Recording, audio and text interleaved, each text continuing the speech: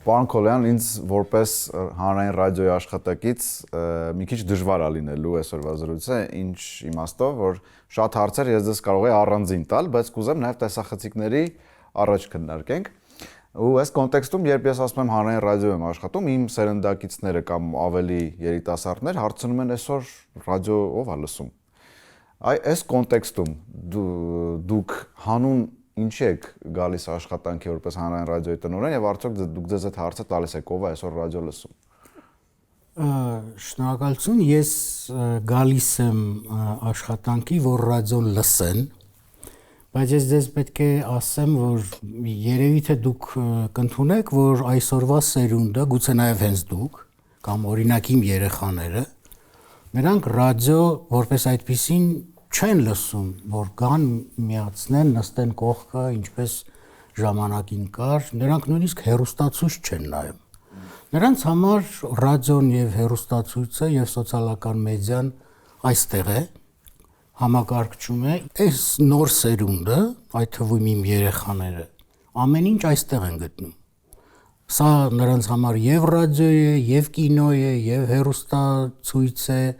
եւ թերթ է, եւ լրատվական ինչ-որ աղբյուր է, եւ նրանց իհարկե սոցիալական ցանցերն են։ Մենք պետք է մերվենք այդ իրողության հետ, մենք պետք է ընդունենք, որ սա պրոգրես է, առաջխաղացում է, եւ եթե մենք չընդունենք, այդ պրոգրեսը կգա մեր վրայով, կանցնի եւ միևնույն է կլինի։ Ուրեմն մենք պետք է այս նոր պայմաններում, քանի որ պարզապես տիեզերական թռիչք է կատարել գիտությունը մարդկային, հատկապես ստեղծելով ինտերնետը, իսկ ինտերնետի ստեղծումը ես կհամեմատեի, օրինակ, երբ որ մարդկությունը 100,000-ավոր տարիներ առաջ տիրապետեց կրակին կամ անիվը ստեղծեց, դա մոտավորապես այդ մակարդակի գյուտ է։ Դրանից հետո բոլոր process-ները շատ արագացել են, հիմա էլ եկել է արդեն արհեստական բանականությունը, որը ամեն օր է սովորում հենց ինքն իրենից, եւ այդ ամեն ինչը տեղավորվում է այսպես կոչված գadgetներում, սարքերում։ Մենք էլ դասական ռադիոն եւ հեռուստատեսությունը պիտի փորձենք տեսնել, տեղավորել այդ ձևաչափերում։ Հետաքրքիր է ձեր աշխատանքային միջավայրը, ձեր շուրջ, որքանով է ինքը անձնական, որքանով է ոչ եւ ինչ կա այս մեծ սենյակում, որը ձեզ համար ինչ-որ կարևոր կամ յուրահատուկ նշանակություն ունի։ Այս սենյակում ես ամեն օր տեսնում եմ իմ երկու ստեղծագործությունները, այստեղ իմ հեռախոսում եւ իմ սրտում, ես միշտ մտածում եմ դրանց մասին, շատ հաճախ զրուցում եմ հետները, հենց ֆորմատների, հաղորդումների, նոր տեխնոլոգիաների մասին, նրանք ինձնից 1000 անգամ ավելի լավ գիտեն այդ ամենը իհարկե, ընդհանուր որ կատակով ասում են, որ երբ որ ես փոքր էի, Facebook-ը երևի սև սպիտակ էր։ Այդպես նրանց համար նույնիսկ Facebook-ը արդեն այսօր արդիական չի, ինչ որ նոր բաներ են։ Խոսքը ձեր դուստրերի մասին է այդպես։ Իմ աղջիկների մասին է, նրանք հիմա այստեղ չեն ապրում, նրանք ընդհանրապես վերջին տարիներին տևական ժամանակ է Լոնդոնում են ապրում, աշխատում, այսպես, բայց ես եւ կինս որոշել ենք, որ մեր տունը այստեղ է։ Ես պետք է ձեզ ասեմ, որ ես հիմա քանի տարեկան 68 երևի, չեմ հիշում, հավանաբար ես ամենածեր այցելուն եմ այս հիմնարկի, որովհետեւ մոտ 65 տարի առաջ, երբ որ ես 3 տարեկան էի, մեզ մանկապարտեզից բերել էին ռադիո այստեղ, այն ժամանակ հեռուստատեսությունը այստեղ էր։ Ես իհարկե ոչինչ չեմ հիշում, բացի լուսանկարից, որ կա տանը, որ մենք ինչ որ ամանորյա, ինչ որ մանկական ներկայացում էր, եւ ինձ վստահվել էր ապրիլի դերը, ապրիլ ամիս։ Այո, եւ այնտեղ երեխաները ասում են, ես եմ, ես էլ ասեցի, իսկ ես ապրիլն եմ։ Եվ դրանով իմ ուրեմն առաջին հեռուստա ելույթը ամփոփվել էր։ Իրականում ես շատ եմ սիրում ռադիո, շատ, որովհետև որքան էլ մենք ասում ենք, որ ռադիոն ինչ որ իմաստով, հեռուստատեսության հայրն է, այսպես ասենք, ծնողն է, եւ շատերին կարող է թվալ, որ դեռ ով է այսօր ռադիո լսում։ Իրականում դա այդպես չէ։ Իրականում ես ամենտեղ իմ բոլոր ելույթներում դա նշում եմ, որ բոլոր հարցումները, այդ թվում Նիլսենի հայտնի ընկերության հետազոտական հարցումները վկայում են, որ ցանկացած պահին, եթե խոսքը ֆուտբոլի աշխարհի առաջնության եզրափակիչ հանդիպման մասին չէ կամ օլիմպիադայի բացման մասին չէ կամ ինչ որ համաշխարհային ինչ որ տնից հեռու 9-11 որ եղավ այդ ողբերգությունը, ահաբեկչությունը Նյու Յորքում, եթե այդպիսի համամոլորակային ինչ որ մի երևույթի մասին չէ, ապա միջին կտրվածքով տվյալ պահին միշտ ավելի շատ մարդ ռադիո է լսում, քան նայում է հեռուստատեսություն։ Բայց որտեղ մեքենաների մեջ Ընդհանրապես, որովհետև տեսեք, ռադիոն մոգական ուժ ունի։ Այդ մասին ես ասացի նաև ձեր գործընկերներին այդ առավոտյան ծրագրում։ Ռադիոն այնքան հզոր է, որ երբ որ դու լսում ես մեկի ձայնը, մնացածը քո գլխուղեղը ռեժիսորի դերում է հանդիսանում եւ նկարում է այդ ամեն ինչը։ Դու պատկերացնում ես այդ ամեն ինչը։ Դու ինքդ փոխ լրացնում ես այդ իրականությունը։ Դրանով է շատ հզոր եւ ռադիոն ես կարող եմ ռադիո լսել, մեյլերը ստուգել, չգիտեմ, ճաշ էփել, ինչ որ մի որևէ զբաղված չեն, էլի։ Իսկ երբ որ աչքերն են, դու չես կարող, եթե դու մեքենան վարես եւ նայես հեռուստատեսություն, դա կարող է ողբերգությամբ ավարտվել։ Վերադառնալով աշխատասենյակին, ասացիք, որ այնտեղ ինչ որ փաստաթուղթ կա դրած շրջանակի մեջ, որ շատ կարևոր է դες համար կասեք ինչի մասին է խոսքը։ Ну, ես սրանով ցույց տամ, կներեք, ուրեմն այս սա ինձ միշտ հիշեցնում է, ինչպես Սերգեյ Դովլատովը կասեր, որ կյանքում միշտ պետք է լինի աբսուրդի մի մասնիկ։ Ուրեմն սա փաստաթուղթ է, որով ես Արմեն Քոլոյանս ստորագրել եմ եւ կնքել եմ մեր նվագախմբերից մեկի կոնտրաբասի համար 4 լար գնելու հրամանագիրը։ Ես առաջին անգամ որ ինձ ասացին, որ եւ բարձրաց որ այո, ես ստորագրում եմ ամեն օր հրամանագրեր, ջուր ենք առնում, չգիտեմ, էլեկտրացանց, ինչ որ այնտեղ ինչ որ մեկը արցակուրդ է գնում, անպայման ես պիտի ստորագրեմ, մեկը չգիտեմ, ինչ որևէ Դե օրենքով, դե պետք է մաքուր, պարզ։ Ես հասկանում եմ, բայց ես ուզում եմ արդիականացնել այս հիմնարկը եւ ես շատ կուզենամ, որ այս ամենը տեղափոխվի ինչ որ էլեկտրոնային դաշտ։ Ես աշխատել եմ շատ երկար ժամանակ Ազատություն ռադիոկայանում եւ ես համոզված եմ, որ Ազատություն ռադիոկայանի պրեզիդենտը երբեք չի ստորագրել, ну չեմ ասում կոնտրաբասի 4 լար, բայց ինչ որ մի նման պայմանագիր, որտեղ այդ մարդիկ ուրիշ հարցեր են լուծում։ Դրա համար ես շատ եմ ուզում, ես սա պահելու եմ իհարկե միշտ որպես սուվենիր, ամենայն հարգանքով ու համակրանքով դեպի եւ այդ գործիքը եւ մեր երաժիշտները, որովհետեւ նրանք մեր թիմի մասն են, պարզապես ես շատ եմ երազում, որ այս վարչական բյուրոկրատական գործընթացները ավելի արդիական լինեն եւ գնան ինչ որ կատարվեն ինքնըստինքյան կոմպյուտերներում։ Հույս կա, որքանով է այս ձեր բարձրացած հարցը ընթացքի մեջ։ Հույսը վերջինն է մեռնում։ Հասկացա։ Դեռ ոչ։ Դեռ այս պահին դեռ մի քիչ սովետական էս բանը շատ է։ Դուք այս մի օրինակով պատկերացում տվիք, թե ընդհանուր առմամբ նաև ինչով եք զբաղված աշխատանքի ժամանակ։ Նաև չէ, դժբախտաբար մեծամասամբ շատ երկար ժամանակ։ Ես շատ ստիպված եմ եւ ընդ որում ես չեմ հասկանում ինչի ենք մենք կրկնում այդ ամեն ինչը, ինչի դա պետք է գա հասնի ինձ, ենթադրենք, չգիտեմ, ջուր պատվիրելու հրամանագիրը, ինչի ես պիտի դա անեմ, որովհետեւ իսկապես ես ժամանակ եմ կորցնում, ես ինձ պետք է ավելի ստեղծագործական հարցերի մասին մտածել, մարդկանց հետ զրուցել, ինչ որ ուրիշ հարցեր կարգավորել, բայց սա էլ պետք է անել իհարկե։ Սա իմ պարտավորություններից է։ Ստեղծագործական հետ կապված ես առաջարկում եմ մեկ այլ վայրում նաև զրուցենք, քանի որ տարածքը շատ մեծ է ու շատ գեղեցիկ, բայց ես կառաջարկեի ստուդիա ամեն դեպքում բարձրանանք, որպեսզի նաև ռադիոյի անբաժան մաս երաժշտական այսպես հատվածից նաև զրուցենք, եթե դեմ չեք։ Այո, շատ լավ։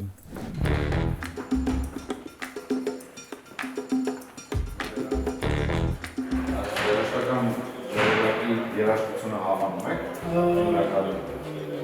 Ես մեջ ասած շատ է կրկնում։ Հա, ինքը 60-70-ականների հայկական էստրադան է, դեռ մենք բարձրացանք։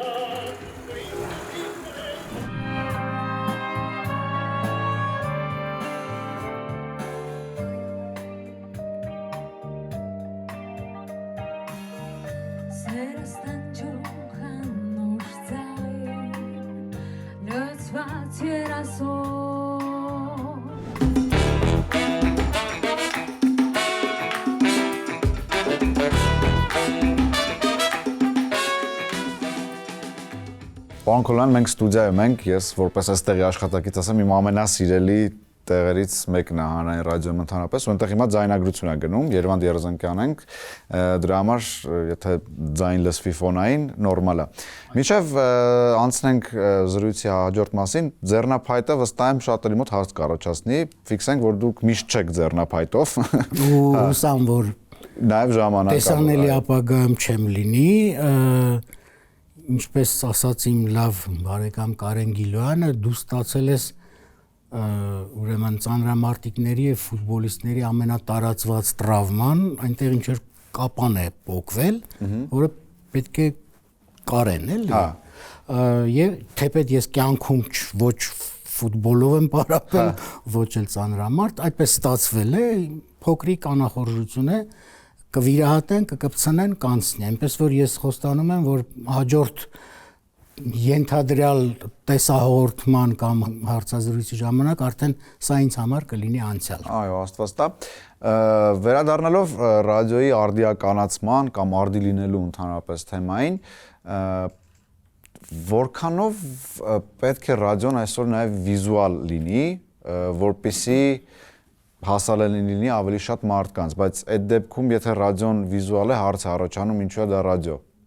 Այո, ասեմ ձեզ, ռադիոն հիմա բոլոր ռադիոկայանները գնում են վիզուալացման ճանապարհով, դա չի նշանակում փորձել կրկնօրինակել այն ինչ անում է հանրային հեռուստատեսությունը կամ ընդհանրապես հեռուստատեսությունը, որովհետև դա նախ կլինի պետական միջոցների կորուստ անիմաստ, եւ երկրորդը դա կլինի ոչ արդյունավետ, որովհետեւ դե դուք նաեւ հեռուստատեսություն եք աշխատում, գիտեք, որ ինչ հսկայական ռեսուրսներ ունի ցանկացած հեռուստատեսություն։ Այնպես որ դա ինչ որ անիմաստ պայքար կլինի, բայց մրցակցություն կարող է լինել այն իմ ասած դաշտում, սոցիալական մեդիայի եւ ոդքասթային լրատվության դաշտում։ Ես ինքս այնքան եմ սիրում ռադիո, որ այս վիդեո նախաձեռնությունները որևէ կերպ չպետք է ազդեն, դրանք լրացուցիչ են լինելու, ռադիոն մնալու է ինձ համար եւ մենք կշարունակենք հեռարձակվել եւ FM-ով եւ այդ նոր մեդիաներով, որ այսօր կան։ Երաժշտության հետ կապված առաջ հանրային ռադիոն երևի թիվ 1 երաժշտական ճաշակ թելադրող աղբյուրներ Հայաստանում եւ ոչ միայն Հայաստանում, այսօր որքանով է կարեւոր ռադիոյի երաժշտական ուղղվածությունը, ինչքանով ինքը պետք է հենց ճաշակ թելադրի ու շատ կրթի։ Շատ կարեւոր է, որովհետեւ ինձ համար էլ երաժշտությունը նախ սկսվել է ռադիոից, երբ ես ինքս դեռահաս էի, այն ժամանակ Beatles, Rolling Stones, իսկ հետո արդեն Led Zeppelin, Purple եւ հետո էլ արդեն ջազը, ես այդ ամեն ինչը որսում էի տարբեր ալիքներով, միջին ալիքներ կային այն ժամանակ եւ հետո մեր ծրագրերը ես հիշում եմ կար մի հատ հաղորդում 1 ժամ միայն էստրադա, կարծեմ այդպես էր կոչվում։ Ըստ էության ռադիոն առանց երաժշտության անհնարին է պատկերացնել, ինչպես նաեւ երաժշտությունը առանց ռադիոյի։ Ես դες պետք է ասեմ, որ օրինակ ռադիոն հսկայական դեր է կատարել ջազի զարգացման գործում, հսկայական դեր Ամերիկայում։ Դա այն ժամանակ իսկ հիմա ասձես, հենց Հայաստանի հանրային ռադիոն ստեղծում է ինչ-որ այդպիսի մի բան, թե ուրիշ ֆունկցիա կատարում երաժշտական։ Նախ ես պետք է ամենայն պատասխանատվությամբ հայտնեմ, որ Հայաստանի հանրային ռադիոն տալիս է շատ ճաշակով երաժշտություն, լինի դա հայկական, լինի դա դասական, լինի դա էստրադային այն ինչ որ մենք ունենք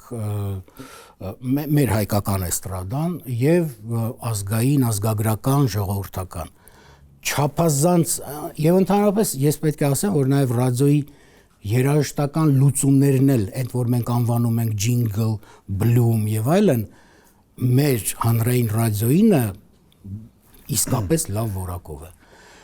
Այլ բան, որ մենք հիմա օրինակ չենք տալիս, ենթադրենք, չգիտեմ, օրինակ իմ սիրած խմբերից մեկի Radiohead-ի վերջին կամ դիսկը։ Ինչի՞ է դե այդտեղ շատ հին մի խնդիր կա, հիմա Radiohead չի, հիմա Smile-ը այդ Johnny Greenwood-ը։ Այնտեղ խնդիրն այն է, որ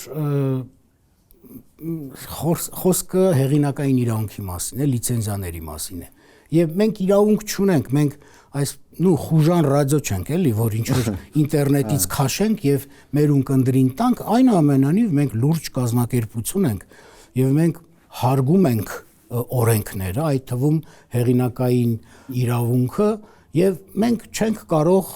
աճ ու ձախ եթեր սփռել ինչ որ մի երաժշտություն, եթե դրա հեղինակային իրավունքը երաշխավորված չէ։ Ես ուզում եմ ձեր մի գրառում ցիտեմ Facebook-յան։ Վերջին բաց գրառումը դա է։ Գնացել եք Եվրոպական հեռարձակողների միության ռադիոյի հանձնախմբի ժողով եւ այսպես տեքստի վերջում գրել եք քննարկվել են տարբեր խնդիրներ եւ գրեթե բոլոր ԶԼՄ-ների ընդհանուր ցավը փող չկա։ Ճիշտ է։ Ինչա պետք անել, որ ռադիոյին փող լինի, դա մի կողմից, մյուս կողմից իսկ ինչու պետք է ֆինանսավորվի ռադիոն եւ ոչ թե ինքնաֆինանսավորվի ինքը։ Մենք ստանում ենք պետությունից մոտավորապես 1 միլիարդ դրամ, մի քիչ ավելի քիչ, որպես դոտացիա, որպես ֆինանսավորում։ Մեր բյուջեն է դա։ Մենք այստեղ փորձում ենք նաև տեղ գտնել գովազդային շուկայում եւ վերջերս բավական գուցե դա համընկել է այն բանի հետ, որ մի քիչ ավելի ակտիվ ենք աշխատում, մի քիչ գովազդի հարցում շարժ կա։ Մենք այստեղ դուք գիտեք, ստուդիաներում ձայնագրություններ ենք կատարում եւ քանի որ սա համարվում է տարածաշրջանի լավագույն ստուդիաներից մեկը, եթե ոչ լավագույնը, այստեղ գալիս են նույնիսկ տարբեր երկրներից մարդիկ ձայնագրվում են, իրենց ստեղծագործությունները դասական թե ոչ դասական եւ այդ ամենը իհարկե որոշ չափով էլի մի քիչ գումար է տալիս։ Մենք այստեղ ունենք տարածքներ, որ վարձով ենք տալիս, դա էլ է մի քիչ գումար տալիս եւ երբեմն ամեն տարի նույնը չի լինում, կարող է լինել միլիարդ, չգիտեմ, դիցուկ 100 միլիոն դրամ։ Այդ ուրեմն կողմնակի եկամուտ այդպես անվանենք։ Օրինակ Չեխիայում ռադիոն գոյատևում է այսպես, բաժանորդագրվում են այնտեղ։ Դուք հիմա չեք հիշի երևի, բայց իմ մանկության ժամանակ եւ դեռահասության տարիներին կար այդ պատի ռադիոն, եւ մարդիկ այն ժամանակ Սովետում վճարում էին կոպեկներ, իհարկե, բառից բուն իմաստով կոպեկներ, հեռախոսի համար եւ ռադիոյի համար։ Եվ ես նույնիսկ ափսոսում եմ, որ այդ պատի ռադիոն այսօր չկա, որովհետեւ դա նաեւ անվտանգության հարց է։ Ենթադրենք, չգիտեմ, ամեն ինչ քանդվել է, չի աշխատում, ինչ-ինչ պատճառներով ինչ որ մի բան չկա, բայց պատի ռադիոյով մարդիկ կարող են ազդարարումներ լսել, ինչ որ մի նախազգուշացումներ եւ այլն։ Դա այլ հարց է։ Այն ժամանակ ուրեմն մենք բաժանորդագրվում ենք եւ չէինք վճարում ռադիոյի եւ հեռուստատեսության համար։ Չեխիայում մինչեւ հիմա այդ համակարգն է։ Պետությունից փող ստանում են Չեխիայում միայն արտասահմանի համար աշխատող խմբագրությունները, որովհետեւ նրանց ԱԳՆ-ի ինչ որ մի գիծն են առաջ տանում։ Այլ երկրներում, այդ թվում Հայաստանում, այսպես է, որ պետություններն են տրամադրում այդ դոտացիաները։ Թե երկու տարբեր մոտեցում է, ավելի տարածված է պետական դոտացիաները։ Իսկ պետական դոտացիան հետևյալն է. ցանկացած պետություն, ես նույնիսկ զրուցում էի Իսլանդիայի, ուրեմն, դե պատկերացնում եք, չէ՞, ինչ գեր զարգացած երկիր է, ինչ գեր ապահովված, ոչ մի ճգնաժամ տնտեսական չունեցող, հարևանների հետ վեճեր չունեցող երջանիկ երկիր։ Եվ նույնիսկ այնտեղ են ասում, նույնիսկ այդ սկանդինավյան երկրներում են ասում, Գերմանիայում են ասում, Իտալիայում, Բրիտանիայում, ասում են մենք փողի խնդիր ունենք։ Ես մտել եմ BBC եւ տեսել եմ, որ այսպես ասեմ, անհամեմատ ավելի լավ վիճակ է մեր, եթե հիշում ենք թե ինչ է մեզ մոտ, բայց նույն բրիտանական մասնավոր ռադիոկայանները դա ոնց որ տիեզերական կենտրոն լինի։ Այդ իրանց սարքավորումներով էլի, այնտեղ էլ են կրճատումներ, այնտեղ էլ եթե պետք է օրինակ առնել նոր կոմպյուտերներ, մարդիկ պայքարում են, որ փողը հատկացվի։ Կարող է դա նշանա, որ ռադիոն հնանում է ու պետք է տրանսֆորմացվի, դրա համար էլ փող չի բերում, որովհետև հենց այդ է վերադառնալով մեր խոսակցության սկզբին չեն լսում ռադիո, դրա համար էլ փող չկա։ Ոչ, մայր, ես դա նույն խնդիրը ունեն նաև հեռուստատեսությունները հանրային։ Այսինքն դա նշանակում է, որ դա հանրային հեռարձակողի խնդիր է։ Շնորհակալություն պարոն Քոլոյան հետաքրքիր զրույցի համար ու մեր ավանդական հարցը վերջում, ինչի համար ձեր աշխատակցին հանրային ռադիոյի աշխատանքից կհեռացնեք, օրինակ ինձ։ Այս դեպքում կարամ այդպես է հարցնեմ։ Ինչ պետք է անեմ, որ ինձ հեռացնեք առանց երկար-բարակ քննարկելու։ Առանց երկար-բարակ առաջին, եթե աշխատակիցը գինովցած վիճակում համարձակվի գալ աշխատանքի մտնի ստուդիա, երկրորդ ֆիքսեմ ֆիքսեք, այո, ես նույնիսկ հիմա արդեն պետք է ավելի խիստ լինեմ ծխելու վերաբերալ, որովհետև ես նախքին ծխող եմ, մինչև հիմա ինքս նախանձում եմ, երբ որ կողքս ծխում են, բայց իսկապես համահանում են, ես միջանցքներով գնում եմ ու այդ բուրմունքը, գիտեք, լավ չի էլի, օրինակ ազատությունում, չգիտեմ, 5 րոպեում քեզ պարզապես կտշեին, եթե դու համարձակվեիր տենց բան անել։ Դա է, իսկ ամենակարևորը անազնվությունն է, լրագրողը պիտի լինի ազնիվ։ Կա քննադատելու պահ, եկեք քննադատենք, մենք լրագրողը ծնվել է ինչ-որ բան քննադատելու համար, բայց ոչ թե բան անենք, էլի կեղտ ու թույն թափենք, որովհետև կարելի է ասել, գիտեք ինչ, ես 40 րոպե սպասում էի, ավտոբուսը չեկավ, ես դատապարտում եմ, քննադատում եմ իշխանության այդ ենթադրենք քաղաքապետարանի այդ աշխատանքը։ Այդ մի բան է։ Իսկ եթե դու ասես, այ խոստումներով իշխանության եկած այսպես կոչված քաղաքային իշխանությունները ինչպես միշտ ձախողեցին, դա արդեն ուրիշ մանիպուլյատիվ մերժելի լրագրություն է։ Դրա համար պետք է լինել բոլորի հանդեպ բարյացակամ, պարկեշտ եւ միշտ մտածել, որ մենք այլընտրանքային երկիր չունենք։ Շատ շնորհակալություն։ Հաջողություն ձեզ։